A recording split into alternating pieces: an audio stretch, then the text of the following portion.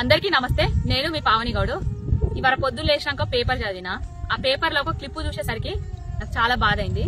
ఏందయ్యా అంటే ఆ న్యూస్, నీళ్లు లేక ఎండిపోతున్న పంటలు 6 ఎకరాలు ఎండబెట్టుకున్నారు అనేసి ఒక వార్త చదివినా.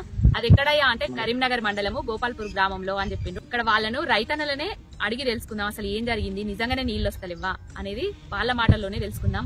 మార్పు అన్నారు కదా, ఈ 2 నెలలలోనే గింత మార్పు వచ్చిందా, అసలు రైతులు ఏమనుకుంటారు అనేది తెలుసుకుందాం రండి. ఏం పేరు? ఏసీను. ఏ ఊరు? గోపాల్పూరా. నీళ్ళు వస్తున్నాయా? ఎందుకు? 3 రోజులు వచ్చినాయి, బంద్ అయినాయి. ఫస్ట్ 3 రోజులు వచ్చినాయి, అప్పుడు బంద్ అయినాయి. మళ్ళా 4 రోజులు బంద్ ఉన్నాయి, మళ్ళీ 3 రోజులు వచ్చినాయి, మళ్ళీ బంద్ ఉన్నాయి. కేసీఆర్ వచ్చినప్పుడు ఫుల్ వచ్చినాయి. కేసీఆర్ పాలనలో ఫుల్. ఇప్పుడు వస్తలేవా? కరెంట్ కరెంట్ పోతుంది. 2 గంటలు పోతుంది. రైతు బంధు పడ్డదా? రైతు బంధు వాళ్ళే 1 ఎకరంలో పడ్డది. 2 ఎకరాలు చేసుకోరాక 3 ఎత్తారు. ఎప్పుడన్నా కేసీఆర్ అట్లా దశల వారి ఏమంటారు మరి మీరు రైతులు చేస్తారు? ఇక పడితే అంటారు. నేనంటే కరెంట్ వస్తలేదు, వాటర్ వస్తలే. బాబు 2 ఎకరాల పొలం వేస్తాను, 2 ఎకరాల వచ్చి వాటర్ ఆల్రెడీ మీ కాంగ్రెస్ అత్యత ఎందుకంటే మనం 5-6 సంవత్సరాలు మనం ఇబ్బంది పడ్డాం కదా, అట్నే వస్తాయి అని చెప్పినా కానీ అట్లా చేసి గెలిపించారు. ఎరువు లేకుంటే వాటర్ కేసీఆర్ ఉన్నారు. కాంగ్రెస్ ఉన్నప్పుడు అప్పుడు కరెంట్ రాలేదు. కింద దగ్గర వండుకున్నాం కరెంట్ కాడ 1 కావచ్చు, 12 కావచ్చు, 3 గంటలు ఇచ్చిండు, 4 గంటలు. కేసీఆర్ వస్తున్నాడు, మళ్ళీ ఫుల్ వచ్చాయి ఇచ్చిండు. 12 ఆటోమేటిక్ పెట్టుకున్నాం. కరెంట్ మంచి వాటర్ బాగానే ఉన్నాయి. ఇట్లా వాటర్ గిట్లా లేకుండా మేము పంట పండించి మేము ఎంత చేస్తాం? మీకు పుష్కలంగా నీళ్ళు ఇచ్చే బాగా కరెంట్ ఉండే, రైతు బంధు పడ్డది. ఇప్పుడు రైతు బంధు టైంకి మనకు వేసి కలాలి కదా, నాటేసి ముందు పడ్డది. ఇప్పుడు అది లేవా ఇది లేవా ఇబ్బంది అవుతుంది. మళ్ళీ కేసీఆర్ రావాలనుకుంటున్నాం, సంవత్సరంలో కూడా ఆయన మళ్ళీ తీసేయాలనుకుంటున్నాం. అంతే, మరి ఇబ్బంది అవుతుంది. పేరు నారాయణ గారు. ఎన్ని సంవత్సరాలకి వెళ్ళి చేస్తున్నావు వ్యవసాయం? 70 ఏళ్ళ కాడికి చేస్తాను. ఎన్ని ఎకరాలు ఉన్నది? 6 ఎకరాలు ఉన్నది.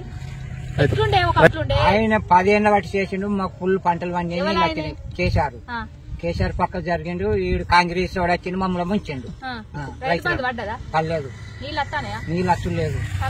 కరెంట్ వేయింది, అన్నిటికీ ఇబ్బంది. 2 ఎకరాలు ఎత్తాను.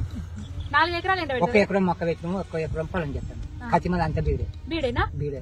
కేసీఆర్ ఏం చెప్పిండు మీ అందరికి? కాంగ్రెస్ సత్తే పోతాయి అన్నాడు. ఇప్పుడు పోయినాయి, మళ్ళీ ఆయన రావాలి. కేసీఆర్ రావాలి. ఆయన అత్తనే మా బతుకులు మంచిగా ఉంది. ఒకప్పుడు పొలంలో రేట్లు ఎత్తుండే, రేట్లు మంచిగా ఇప్పుడు కొత్త చెప్తాడు ముంచిండు. ఇంకేమో నీళ్లు బంద్ అయినాయి, మట్టి కొట్టిండు, రైతులను బతకద్దానే చేసినాడు. మరి ఇక్కడిక్కడ ఉంటే నాగలేసుకపోయి మీద విన్నారు కదా రైతన్నల మాటలు. గోపాల్పూర్ అంటేనే నీళ్లకు కొదవ లేకుండా ఉండేది. ఎట్లా అంటే గోపాల్పూర్ లా రకరకాల కూరగాయలు పండించేటోళ్ళు, కానీ ఇప్పుడు వరి నాటేసుకునేందుకు నాటేసిన తర్వాత కూడా ఎండబెట్టే పరిస్థితి వచ్చేసింది.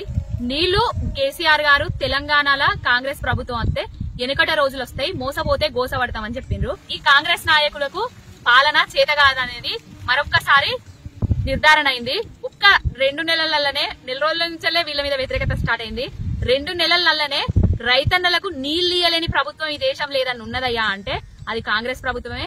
కాంగ్రెస్ వస్తే కరెంటు కష్టాలు వస్తాయి, నీళ్లకు తిప్పలైతది అని ముందే చెప్పిండ్రు. కానీ మోసపోయినాం, గోసపడిరమ్మ రాజ్యం అంటే ఎండబెట్టే రాజ్యం తీసుకొచ్చిర్రు. మార్పు అన్నారు. ఈ 10 సంవత్సరాలల్లా ఏ కొన కూడా గుంట కూడా ఖాళీ లేకుండా నాట్లేసుకున్నారు. కానీ ఇప్పుడు 4 ఎకరాలు ఉంటే 2 ఎకరాలు నాటేసుకున్నాడు అవుతుంది, 2 ఎకరాలు ఎండబెట్టుకున్నాడు అవుతుంది. లేకపోతే ఏదన్నా ఆరుతడి పంటలు ఉంటే అవి పెట్టుకున్నాడు అవుతుంది.